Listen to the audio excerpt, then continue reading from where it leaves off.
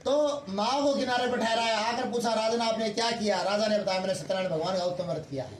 आपने व्रत क्यों किया। उन्होंने कहा मेरे संतान नहीं है, संतान प्राप्ति के लिए मैंने व्रत किया है। लेकिन कई बार क्या होता है, हमारा भला होना हो ना तो अच्छे व्यक्ति हमें मिल जाते हैं, और बुरा होना हो तो बुरे व्यक्ति भी बहुत जल्दी मिलते हैं।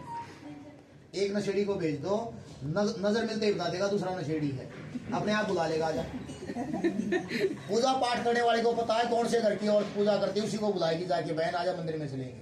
सबको पता है कौन कैसा है, ठीक है ना, क्योंकि अपने स्टाफ को दूर से पहचान लेते हैं कि मेरा स्टाफ है कैसा है।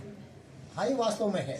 तो कैसे, जैसे अब उसका भला होना था तो वो राजा के पास है आ गया, नहीं तो सीधा नौका लेके जा रहा था। अब भगवान जिसका भला करना हो तो कहीं से भी कर सकते हैं। तो आकर के पूछा कि आपने व्रत क्यों किया।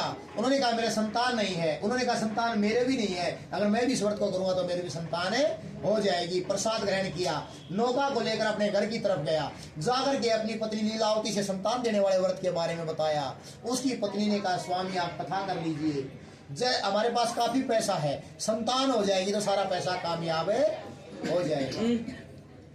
जब उसने कहा, लेकिन वो मेरे जैसा कंजूस था कोई, बोला पागल है क्या, मान लो कथा करवा ली और संतान नहीं हुई तो सारा पैसा बर्बाद हो जाएगा। हम किसी को बोल भी नहीं सकते, क्योंकि पंडित जी तो कह रहा तो भाई दक्षिणा ली थी कथा करने की, और भगवान को मैंने देखा नहीं,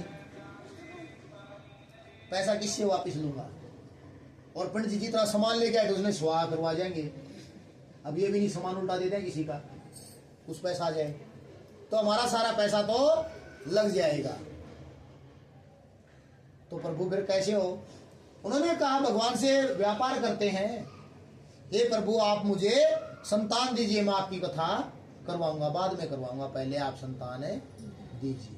अब पहले ये उसने गलत रीत चलाई थी उस बनिया ने। कोई बनिया बैठा हो तो भाई बुरा मत मान जाना, क्योंकि उसने गलत रीत चलाई थी। क्यों, क्योंकि उसने गलत कहा कि आप मुझे संतान देंगे तो मैं कथा करवाऊंगा।